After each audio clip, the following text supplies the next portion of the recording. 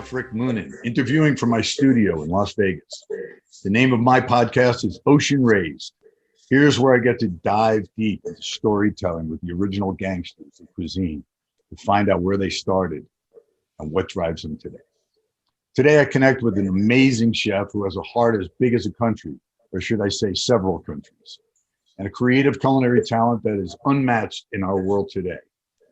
Twice named to Time's 100 Most Influential People list, and recipient of the 2015 National Humanities Medal, José Andres is an internationally recognized culinary innovator, New York Times best-selling author, educator, humanitarian, and chef and owner of Think Food Group. Chef José Andres is a pioneer of Spanish tapas in America and is known for his avant-garde cuisine and award-winning group of nearly 30 restaurants throughout the country and beyond, ranging in a variety of culinary experiences from a food truck to his multi-locational vegetable-focused fast casual beefsteak, the Spanish concept Kahala, the acclaimed Mercado Little Spain in New York City, and the 2 Michelin-starred mini bar by José Andres in Washington, D.C. In 2010, Andres founded World Central Kitchen, a nonprofit specializing in delivering food relief in the wake of natural and humanitarian disasters. Notably, his team served 3.7 million meals to the people of Puerto Rico following Hurricane Maria, and has since served tens of millions of meals worldwide. In response to the COVID-19 pandemic, World Central Kitchen has partnered with restaurants, farmers, and policymakers around the country to combat food insecurity and enact smart food policy. A naturalized U.S. citizen originally from Spain, José Andres has been a tireless advocate for immigration reform. He's been on countless television appearances and has won just about every award available to a living chef today. José, welcome to my podcast today. I thank you so much from the bottom of my heart to take the time out of your day to give us a little bit of insight. What I'm looking for from you is some information that you cannot read about José Andres on the internet. Like, you were born in 1969. I was 13 years old when you were born. And you're a giant of a man in my world. So you grew up in Spain, brothers and sisters. What was it like? Please give us a little insight into your beginnings.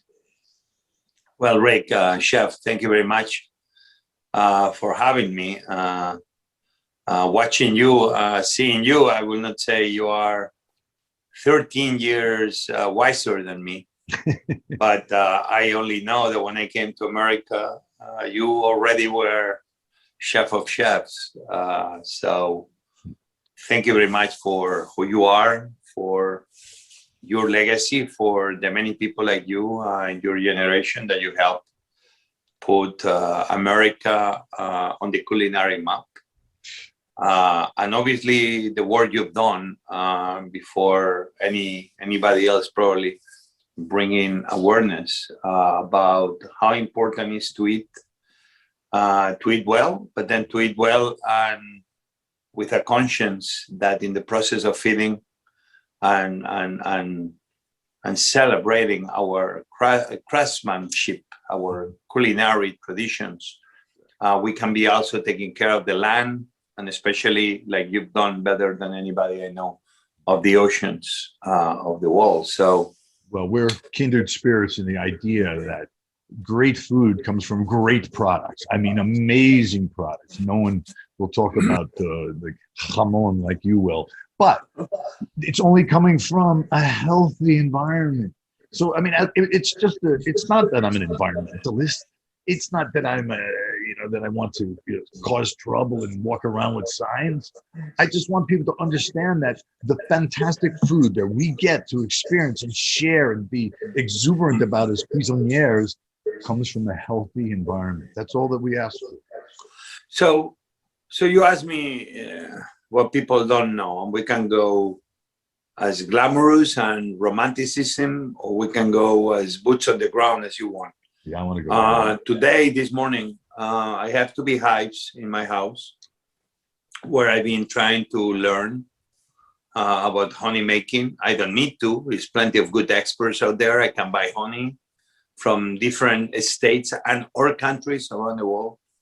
But still, I wanted to produce my own honey, not for the romanticism, but trying to understand the hardships. And today, I realized that my two beehives, the colony of bees, collapsed. No. So why through this winter, the entire colonies will disappear? Not even finding the bees die on the beehive itself. Mm-hmm. And this is food for thought. I can be telling you the theory, but I can tell you what I really think, because this is something I've been following very closely, is that in the way we're trying to take care of our gardens, in the way we're trying to take care of the herbs and things we don't want in our lawns, the way we handle the insects we don't like.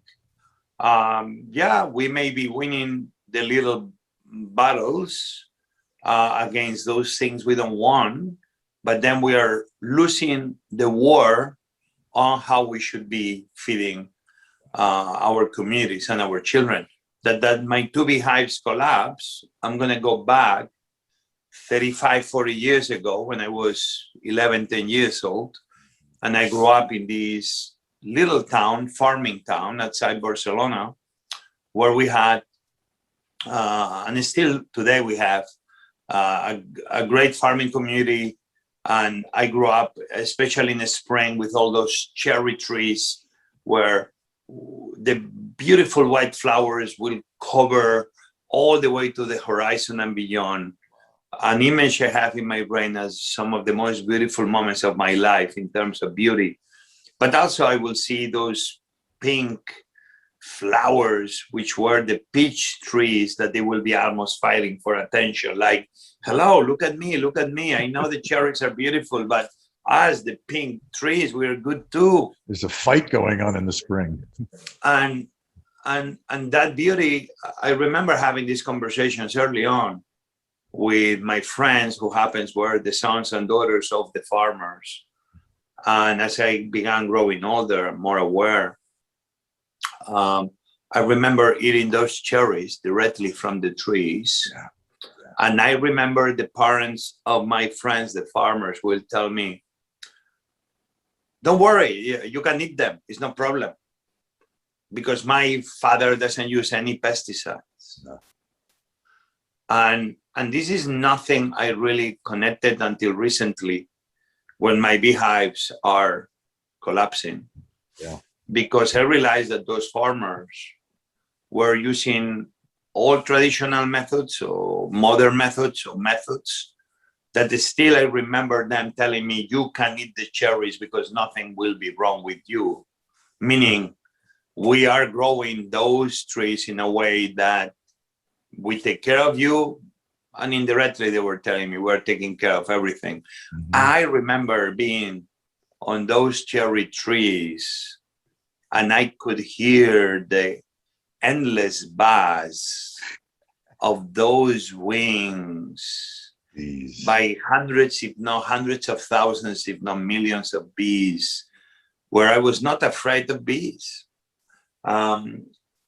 where we will take naps on the shoulders of the tree branches. Yeah. And where the flowers, the bees, the place I felt comfortable is what a few weeks later will give me those cherries or those peaches. I always love cherries so much. If I go back 35 years later, my little game of trying to be a honey producer is bringing the hard reality that the beautiful house I may have in the beautiful neighborhood I may live, in the comfort of our own homes, we are actually not seeing that we are bringing an enemy of these kind of ways of producing food that is not making us richer, but is making all of us poorer. So this is the story of the past of José with the present of José, of the many stories all of us, we can share that I want to give. I connect so deeply with everything you're saying. I mean, I'm asking where you're born, if you have brothers and sisters, and you immediately go into such a deep connectiveness with our world. You're talking about an ecosystem and how everything, you can't bump into one without affecting the other one. It's like your body, your nose is attached to your toe indirectly. Everything is working as a system, you know, and the bees are just starting to give us an immediate indicator of a bigger problem, and that is the use of certain chemicals. We know the Roundup, a lot of things that have been used for many years. Just, you know, you can't use a chemical that its function is to selectively suffocate anything that grows. Like it stops photosynthesis. So, I mean, wow. So anyway, super deep, but what that shows is your childhood. You're 11 years old, you're outside of Barcelona, you're on a farm. I'm in a farm in Michigan as a kid, you know, across the street, same thing, no pesticides, tasting things right off the vines, being scared for the first time in my life to see this big green caterpillar on a tomato, but not knowing at that moment that later on that's just natural. These are things that happen, you know. You can't stop what nature needs to do, you know, and we're smart enough now to know what nature needs to do, you know. And leaving it alone most of the time is what it needs. But we have to have a food system that feeds the world. Now, you know, we have issues feeding the world. We have, you know, food insecurities all over the place. You know, I didn't mean to jump into such a deep conversation so early, but it starts with your taste memories, the smells, tasting the cherry off that tree. I mean, I remember picking my neighbor when I grew up in Flushing. I'm in the suburbs, you know. I'm not in the, you know, on a farm. You know, I'm outside of New York City in Queens, Flushing. Yep, there were trees because it was so ethnic. There were trees growing all over my entire neighborhood that I knew where the fruit trees were, because I don't know why. I just did. You know, so I knew where the pear tree was, the peach tree, the cherries, the black cherries as well as the sour cherries, you know, and everything you're saying so resonates. And it's early. I think it's early in your career, your life, that created your sensitivity towards the rest of your career. So if you can just kind of walk us through a little bit. I mean, you attended school in Barcelona in between 85 and 89, correct? And then you apprenticed. You served in the Spanish Navy. Was that a requirement? In between. Yeah. Yeah, it was a requirement, but I signed 6 more months at my own will and freedom, so I could travel around the world in what was the training ship of the midshipmen of the Spanish Navy, the school that will train the future Navy officers. That ship, the name was Juan Sebastián del Cano. Juan Sebastián del Cano was a lieutenant, or second officer to Magellan himself. Yeah. Because Magellan very much passed away on the circumnavigation of the world. Who really finished the circumnavigation of the Magellan expedition was Juan Sebastián del Cano. Many people could argue that this is supposed to be called as much Magellan as Elcano.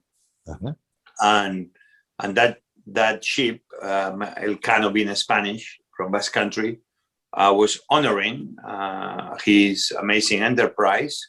And this was a ship with 4 masts, 300 crew. And it's the first time I left Europe, and the first time I saw Africa, and Latin America, and the Caribbean, and North America, and Germany, and England.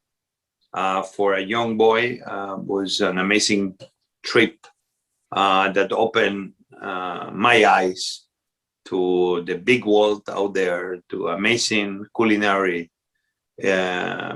experiences and amazing people that made them happen. Great diversity. You saw everything. So then you come back after you serve in the Navy. So somehow, how do you connect with El Bulli? I mean, you come back and you're in Basque country, which is kind of a combination of Spain and France melting together, but they want to be themselves, so they create their own language, and it's a language that most people find very, very confusing.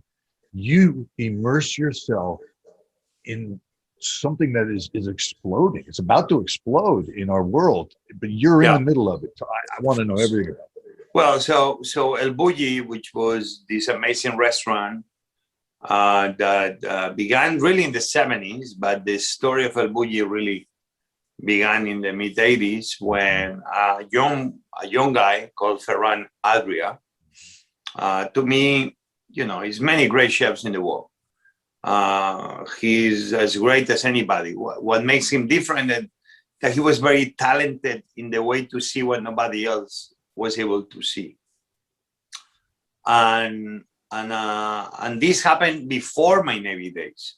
So I was with him before my Navy days and after my Navy days. Okay. You already had a connection. When I will go in the summers to work to this little village north of Barcelona, very close to France, and next to where El Bulli or El Bulli was located. I met Ferran when I was barely 16. And he came to the restaurant I will work during the summer. At the end of his shift, where still my restaurant will be open, and I will make for him gambas al ajillo, or the very iconic type of garlic shrimp. Sure. And this is the moment I began connecting with him. And then many of the few people at the time were with him, including his brother, Alberto Adria. Ferran is 6-7 years older than me. Albert, the brother, another of the most amazing minds. He's under as good as Ferran. So, yes.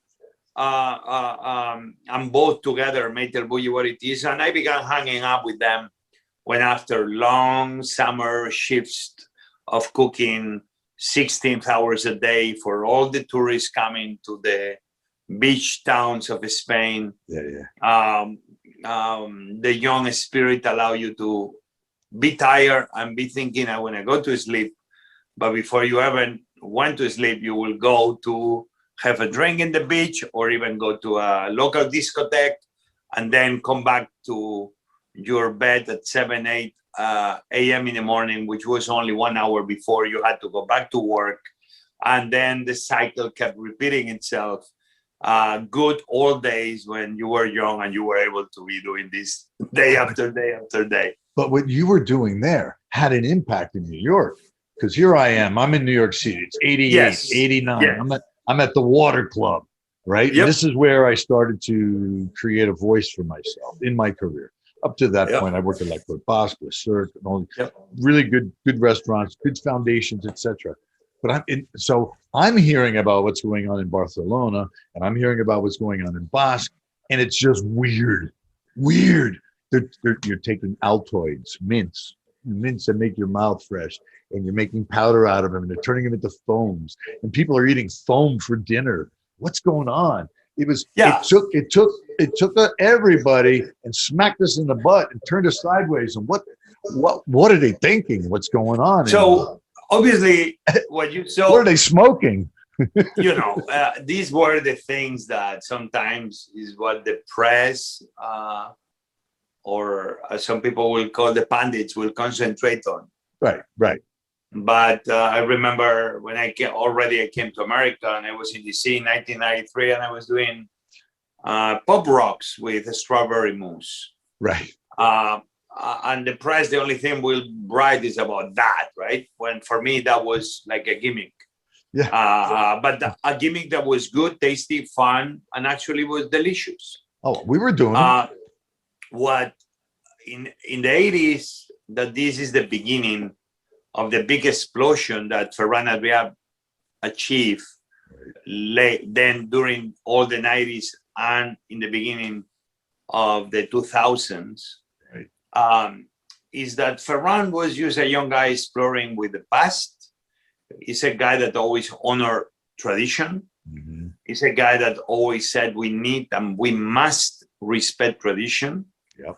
I remember cooking with him the entire Escoffier book for making the family meal or whatever, the cooks and the waiters we were eating for lunch. Sure. He's a guy, but he's a guy that at the same time said that we honor tradition doesn't mean that we should not be checking if that tradition is good enough, and if that tradition needs to be pushed, or if that tradition needs to be reinvented. Yeah. And I think he was right, because everybody will agree with us, listening to you and me, is that why we need to keep cooking like somebody told us 200 years ago we had to do. Humanity is better because humanity has evolved. He opened Cooking is not any different. It opened up a much bigger door. So when people heard about El Bulli espherifications and hot gelatines and foams and everything else that was coming up from the amazing creativity of Ferran, Adrian El Bulli, at the end of the day, what we were doing in El Bulli, which much more simpler than somehow the press didn't convey that message of simplicity. Right. Ferran was the guy that will send people like me and others to pick up the sea urchin, will help us understand the environment where the sea urchin lived, the seaweed that the sea urchin ate, the best moment to actually eat the sea urchin, and help us understand that you're opening the sea urchin, grabbing the water coming from the insides, getting the gonads and barely touching them. And at the end, you're serving a plate of the gonads of the sea urchin with some of the water, which is seawater coming from the insides, and then getting some of the same seaweed where that sea urchin lived and actually ate. Yeah. And putting those three ingredients in the table, which was no more than eating nature, eating the environment. Sure. This is the true genius of Ferran. So while everybody concentrated in the badly called molecular gastronomy, I say badly called because we've always had molecular gastronomy.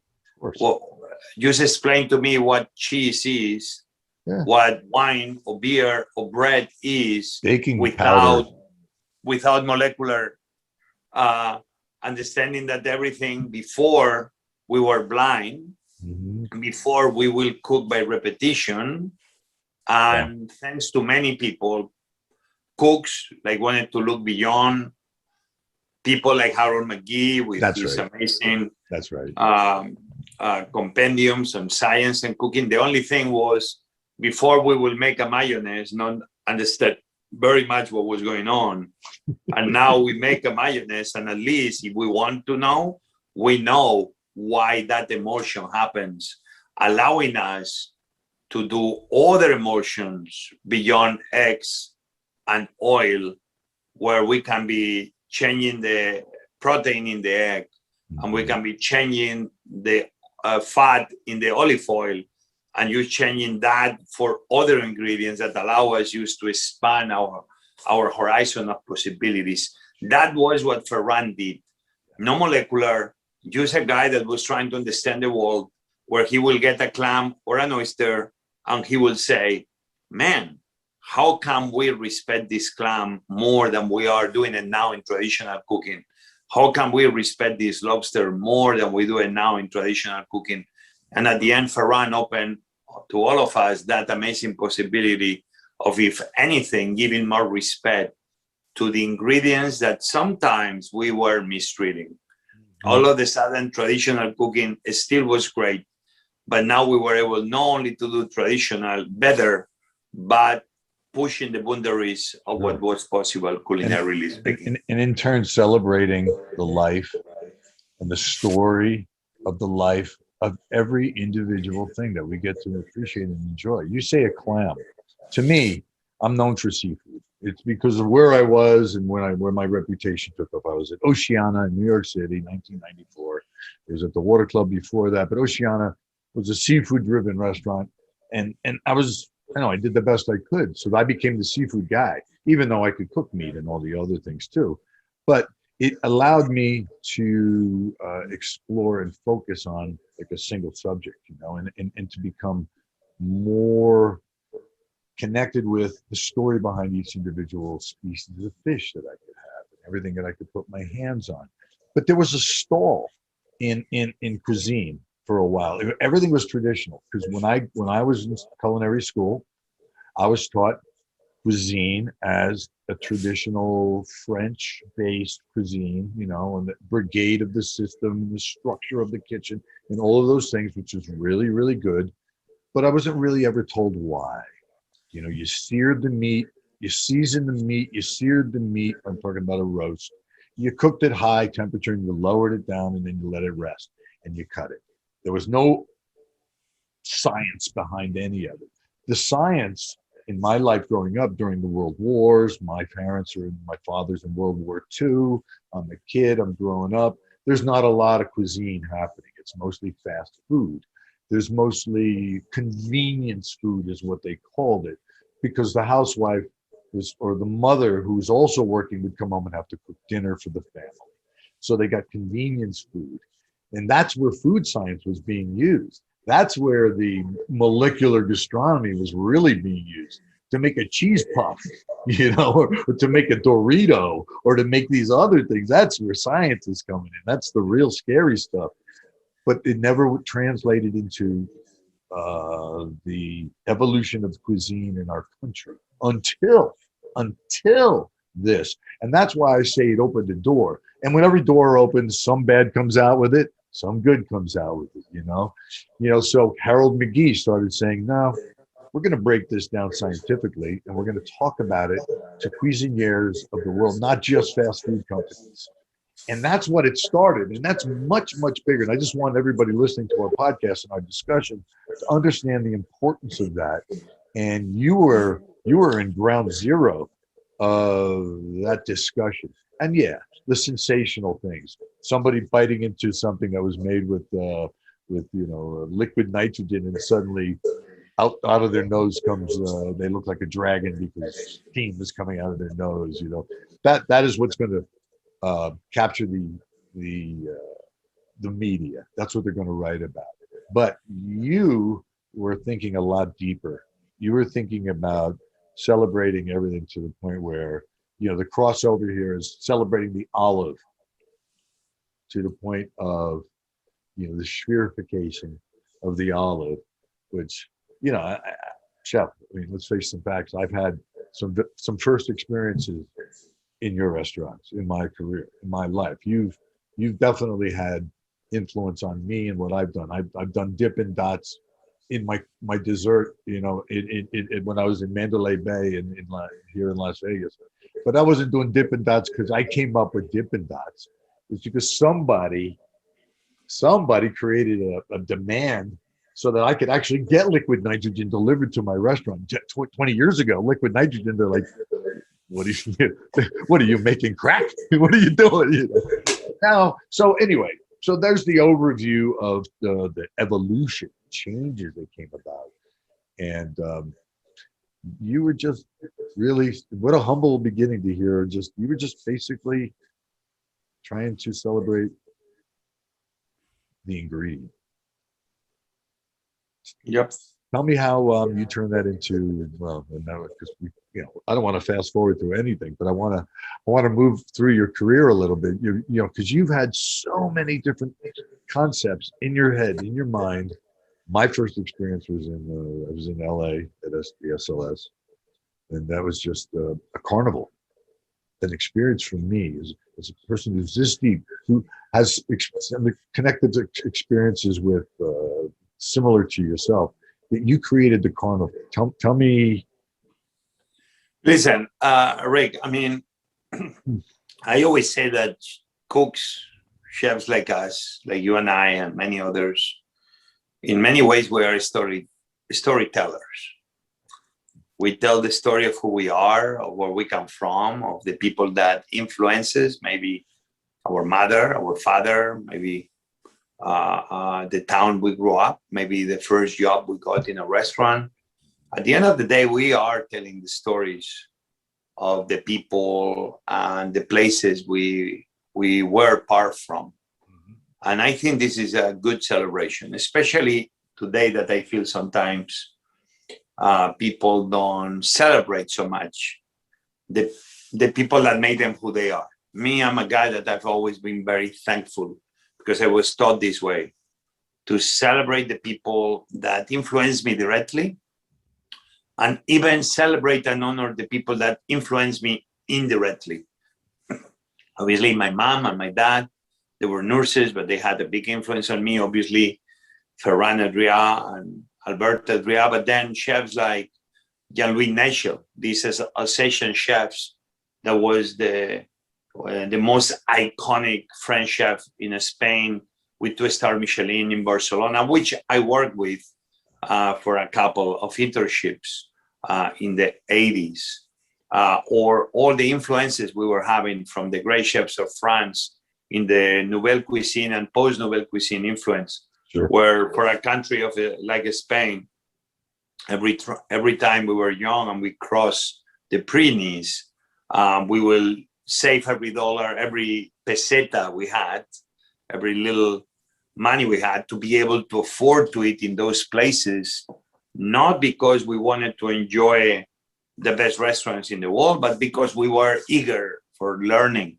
Sure. I remember, going all the way to Lausanne and going to Freddy Girardet, yeah. there, and at the end, I'm only trying to emphasize that I am who I am thanks to all those people, places I ate, or places or recipes I read, or chefs I was able to get a book in my hands from, which they only wanted to share everything they knew with anybody else who was willing to read or listen. When I came to America beyond my military service for the second time, the amazing story is that I wanted to belong to America. I was very thankful to be welcome into America. Right now I have 3 daughters. And my life as an immigrant, Rick, has been always trying to give back a little bit of everything I ever got. Sure. When I was in the Navy, that ship we talk about, I remember arriving in Pensacola, the city that celebrates the 5 flags in the Panhandle. One of the 5 flags is the Castilian Spanish flag. Huh. That's the moment that a young boy like me says, hey, I'm sure I belong here. Sure. And I remember coming to New York Harbor, Rick. And I remember waiting on New York Harbor before we dock on Manhattan in the West Side. Yeah. I remember seeing Ellis Island and Lady Liberty. Sure. I remember coming under the Verrazano Bridge when I was 30, 40 meters up in the mast, seeing how magnificent Manhattan was.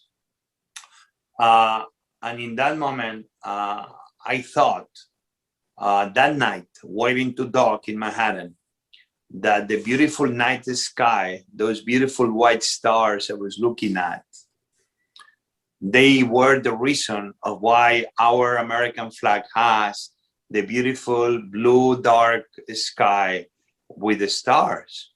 I left school when I was younger, so I don't mind to make a fool of myself sharing these.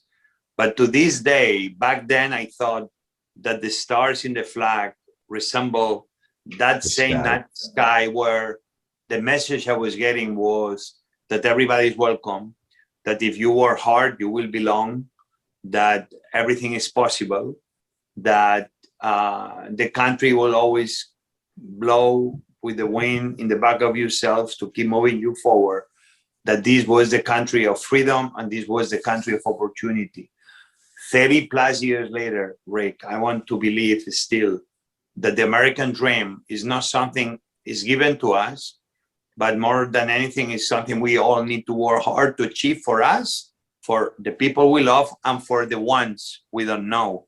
And still, to me, when I look at the night sky anywhere I am in America, especially in this last year, in this pandemic, well, in Virginia, well, in New Jersey, well, in the streets of Harlem or Brooklyn, well, in the Navajo Nation, California, or in the border, that I look at night and still keep dreaming that that night sky is still that land of freedom and possibilities.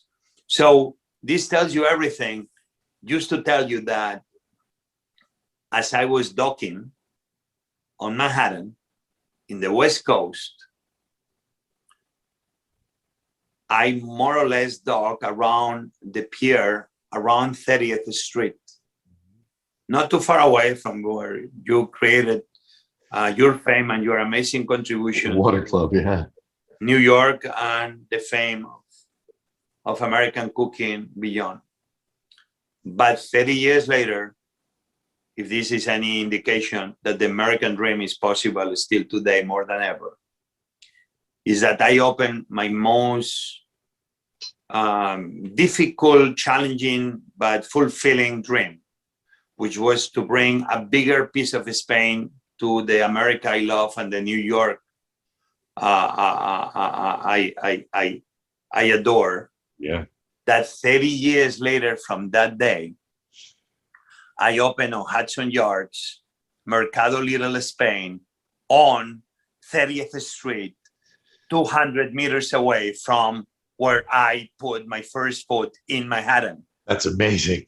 If What a that story. doesn't tell you everything I have to tell you about, I know where I come from, Spain, and everybody knows how much I love the country, gave me life. But I also know where I belong, and everybody will tell you equally how much I celebrate America and everything it means. Wow. So this is some of the stories, and I am José Andres, and I endorse this message. Yeah, you sure do, man. Oh my God. Mercado Little Spain must go. Must go. You know, forget the, you know, all the other markets of the different parts of Europe. Spain. So much, there's so much culture.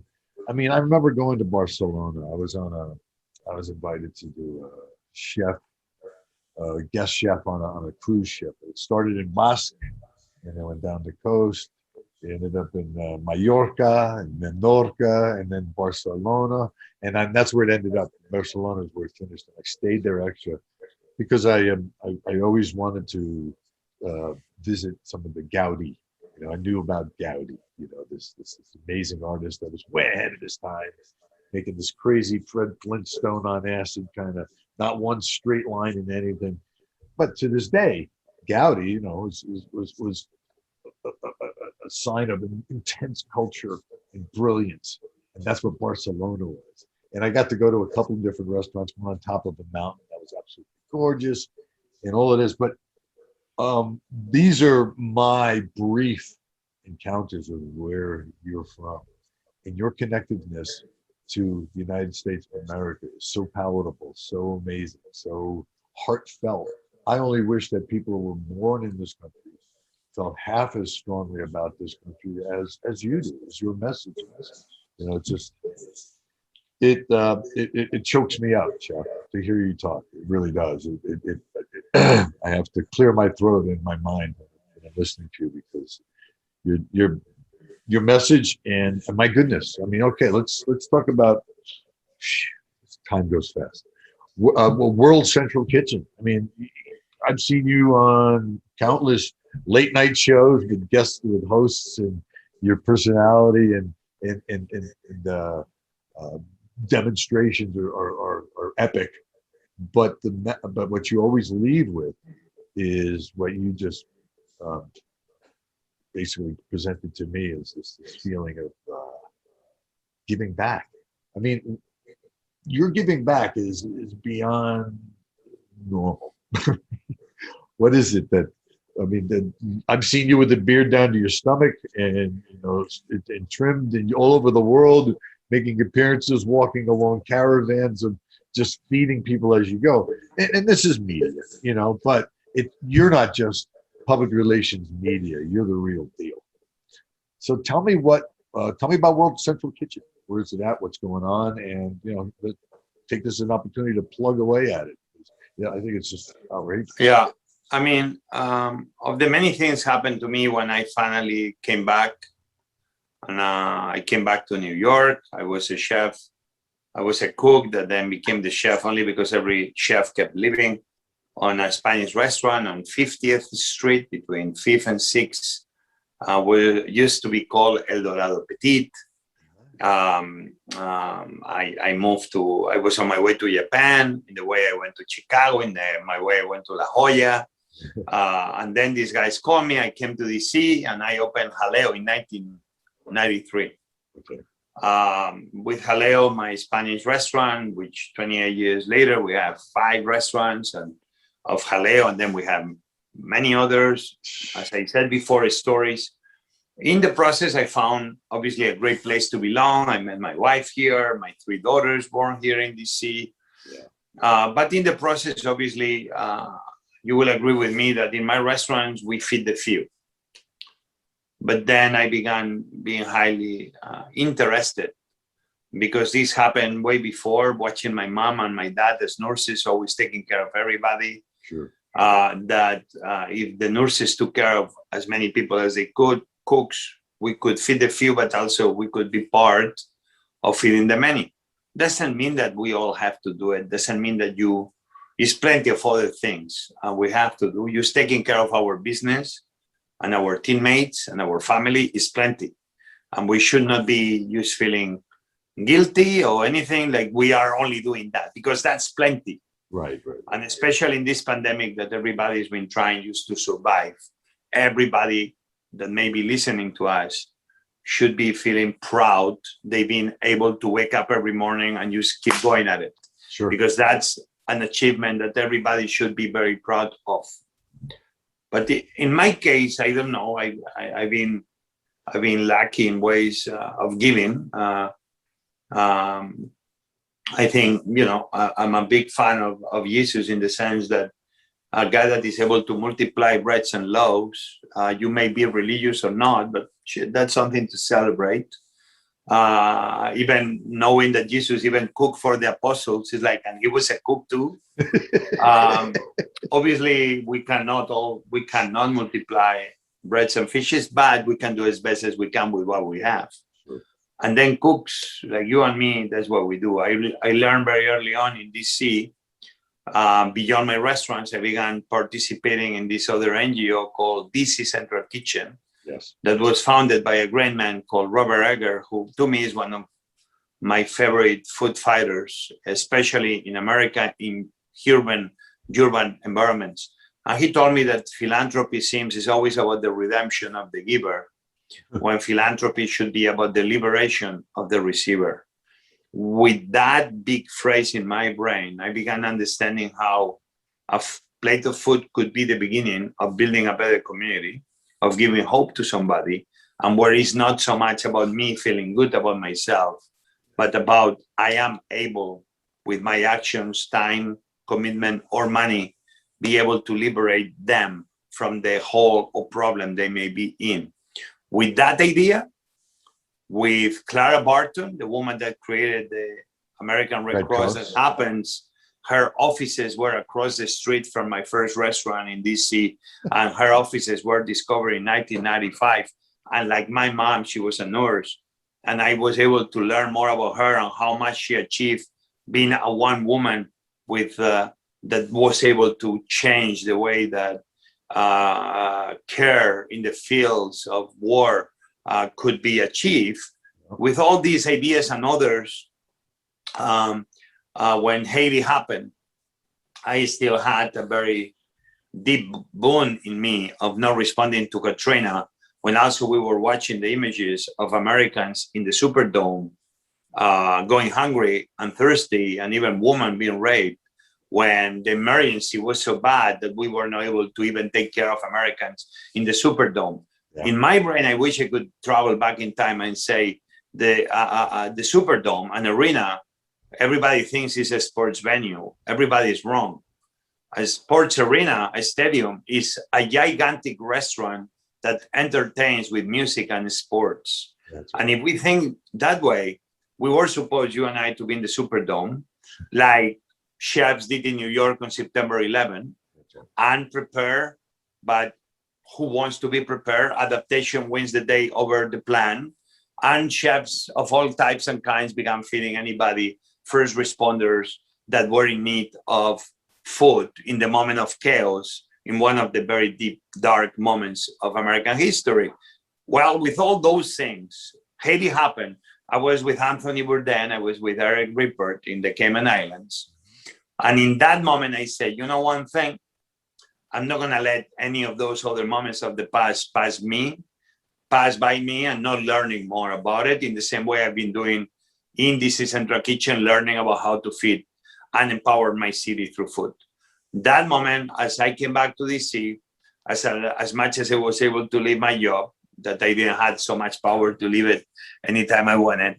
And I found 2-3 weeks later, I got on a plane. I went to Dominican Republic when it still was difficult to move into the airport in Port-au-Prince. I drove into Haiti and I began volunteering in local refugee camps where people lost everything. And that year, I went back almost 7-8 times to Haiti.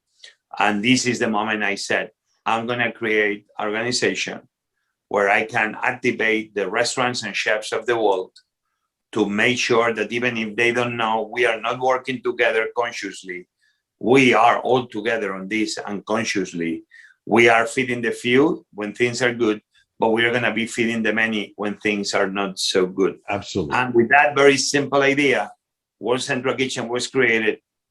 Time forward, in this pandemic alone, we are in our way to 50 million meals. On top of that, we've done hundreds of hospitals. We've been almost in every state. We responded to the Texas snowstorm, feeding in 6 cities and bringing water to hundreds of thousands of people. We've done the Lake Charles, Louisiana, when the hurricane devastated that city. We've been in Central America, in Guatemala, Colombia, Honduras. We are still in Venezuela. We are in Indonesia after the earthquake. We were in Beirut, in Lebanon, after the big explosion decimated a very big part of Beirut. We were in Spain, the country I come from, with 16 kitchens. In America alone, we partnered with almost 3,000 restaurants. At one moment, we were doing over 250,000 meals a day, feeding hospitals, elderly homes, homeless shelters, the Navajo Nation, school districts in the darkest hour of America. I'm very proud that our profession raised up, said, we are here to feed the few in the good times, but we are committed to feed the many in the not so good times. At the end, World Central Kitchen is not my organization. It's our organization. It's for all the food industry to embrace it. And let's hope we don't have to activate it often, because that means that things will get better in the future. But if things don't go as well, I know that the restaurant industry, the food industry, next to World Central Kitchen spirit, we will respond in America or anywhere else around the world when, in the worst of times, the best empathy and the best of humanity shows up in the form of a humble plate of food to give hope for a better tomorrow. God bless you, man. I mean, your karma, your karma has got to be super strong, super strong. Anything I could ever do to support or help you, I mean, I'm sure I don't stand alone when I say that to you, Chef. I mean, the entire hospitality industry owes you a plate of gratitude. You know what I'm saying? Just like you've done millions and millions and millions of times over. How do I segue into seafood with you and your life? I want to talk to you a little bit about aquaculture and we're ocean raised. So when I say ocean raised, it's a mentality of us as human beings. This should be called planet ocean.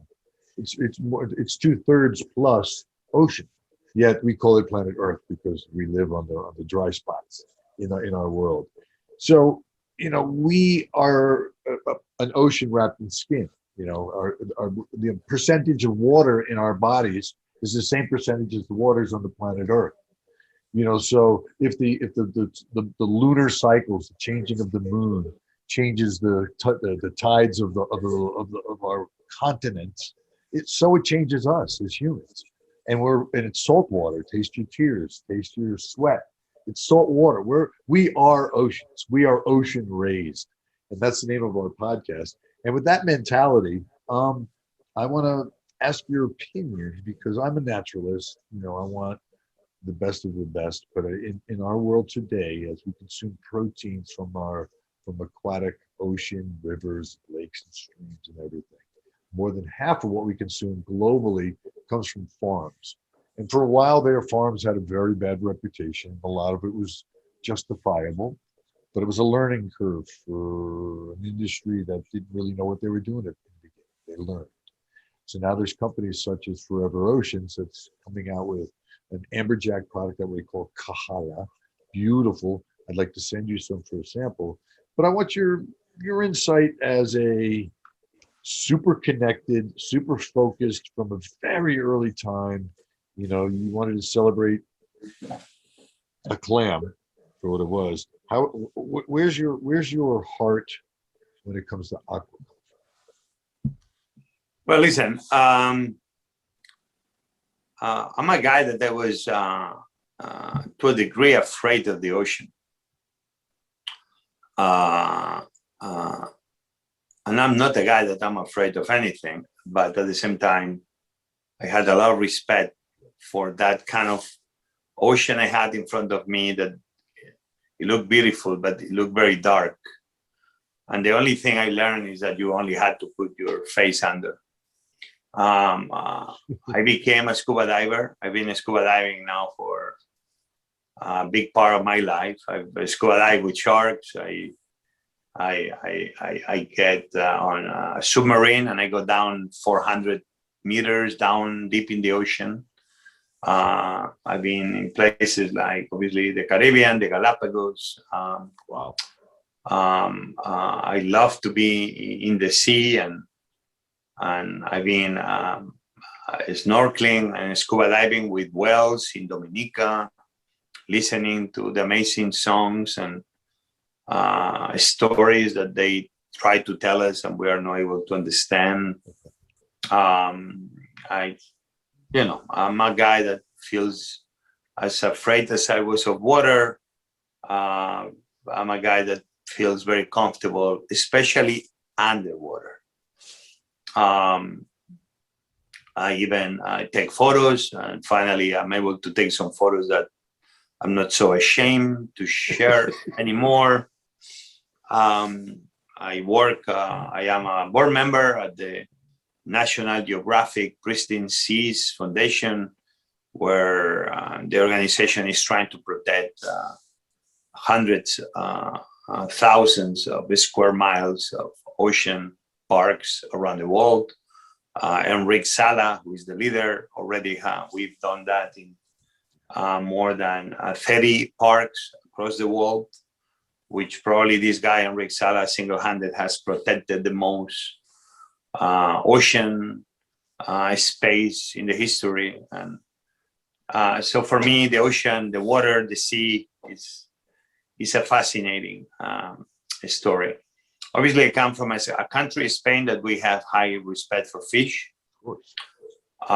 Spain has a very big fishing industry. Spain is the place that you will see every year catching tunas. That is highly controversial because you could argue that why are we catching tunas when tunas are, but then you need to get deeper in what they're doing, and they've been doing this for 2,000-3,000 years, same cycle. They wait for them, they catch what it comes, what not goes back. This allows me to think who is doing the wrong thing, who is doing the right thing. Spain, as you know, celebrates seafood and fish, and our fish markets, they look like jewelries. It's amazing how every shrimp and every gamba roja and every merluza and every rodaballo looks like jewelry, like a diamond or like a pearl. A diamond, exactly. But at the same time, Spain has been, in more ways than one, I think, being the spearhead of aquaculture, and where you see some companies in the south, in the north, in Galicia, where in the same place you see that they do fish farming. Sure. The wild fish seems to thrive around them. And that's good news, because already it's showing you that the bad rap that aquaculture, fish farming, shrimp farming had in some places by overreaching, overproducing, and using maybe techniques that they were damaging to the environment where we were trying to do this had negative effects. But today we know that the ocean is a beautiful place to be part of the solutions of feeding the ever-growing planet. That the fish that I enjoy scuba diving can also be a place to raise and grow that fish, not only feeding the world, but in the process making sure that we don't damage, or even we are able to contribute for marine life and oceans that forever will keep feeding humanity. At the end of the day, when they say that life came from the ocean, this is a big truth. And we must make sure that the ocean that gave life, that eventually created humanity over millions of years of evolution, if humans, we are as smart and Homo sapiens as we think we are, we must be smart enough to understand that the place gave birth to life must be the place that we must rescue and protect and improve at all cost. So when I have people that say, but the fish produced in farms in the ocean are not as good as the wild fish. Okay, that's a fair assessment. I'm not, but I will be telling everybody that's every carrot you eat grows in the wild. That's every pea you eat grows in the wild. That's every blackberry you eat grows in the wild, or peach, or cherry, or apple, or grape. As far as I know, I don't see any farmer hunting for tomatoes and potatoes and onions and strawberries. They are much more simple than that. They go and they grab them, and goodness of the earth keeps. So if the farms, they've proven that if we are smart and we do it well, and we protect the way we grow, and we take care not only of the products and the people, more important, but of the land itself, that is voiceless. But because the land is voiceless doesn't mean we don't need to try to listen to it. Can we do the same to the ocean? Yes. That the ocean, even we can hear the ocean, because we hear the waves and the waves hitting against the rocks, and the waves hitting our boats. It's not just sounds that happen randomly. I do believe those are sounds that are more than sounds. Like the whales I listen when I go deep into the water. Sure. Those sounds of the waves hitting our boat, hulk, or they're telling us, listen to us. We want to be your friends. We want to keep feeding all of you. We love that you will use us not only as fishing grounds, but as farming grounds. If you protect this, if you protect the ocean, believe me, humanity, that's what the ocean is trying to tell us. We will protect you, and we will keep feeding you forever after. So aquaculture is something we must have a very clear understanding that is here to stay, that is here to be part of the solution, that is here to make sure our oceans do better, our ocean life do better, that our oceans will thrive, that we will control climate change, that we will control the ocean temperature, that will, in a very impactful way, control climate change. And in the way, aquaculture will be here to stay, forever keep feeding our ever-growing planet, where at the same time, the whales will keep singing, the fish will keep thriving, the seaweeds will keep, and the corals will keep thriving. And where at the end, every time I will go underwater, I will never feel guilty again of eating an oyster, a clam, or any type of fish, because in the process of feeding my planet that you and I will love so much, we're also taking care of our planet. I do believe it's possible, and aquaculture, without a doubt, is one of the very clear ways forward. Wow, what a beautiful answer. That's absolutely true. It's our connectedness with our environment, which has been the consistent theme throughout our discussion today. I've taken over an hour of your time, but what I want to do is I don't know. I know you're busy. I know you've got a crazy schedule. You're out saving the world, chef. But I have a dream in my head that you come with me to Hawaii and we go down and we check out this farm just to learn a little bit about Forever Oceans together. If I can put that out. Well, I'm already very close to Warrenton, where they have their headquarters.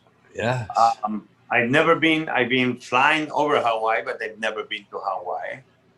Is many scuba diving reasons I should be going to Hawaii beyond other reasons of the many islands. And obviously my heart has been in Hawaii. We responded to the volcano explosion, and we were, World Central Kitchen teams were there for many weeks, if not months.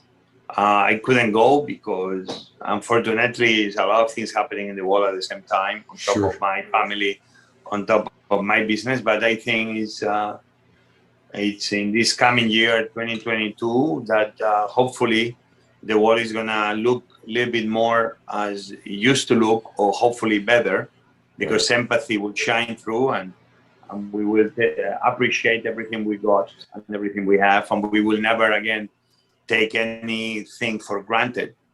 Let's start putting some dates, and we can fly to Hawaii and swim with the whales and swim with the shipyards, and learning more about how obviously aquaculture, fish farming can be obviously, and is already, a positive agent of change, and where in the same way we very much grow the 99% of every single one of our vegetables and fruits. That's right.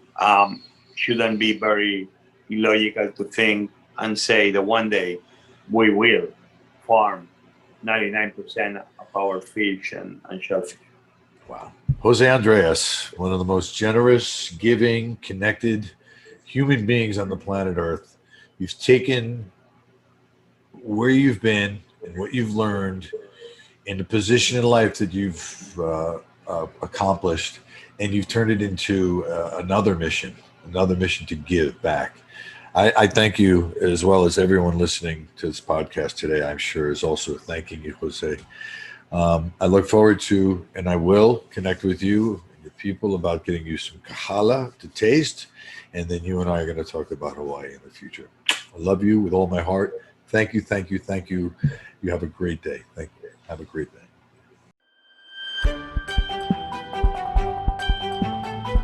foreveroceans.com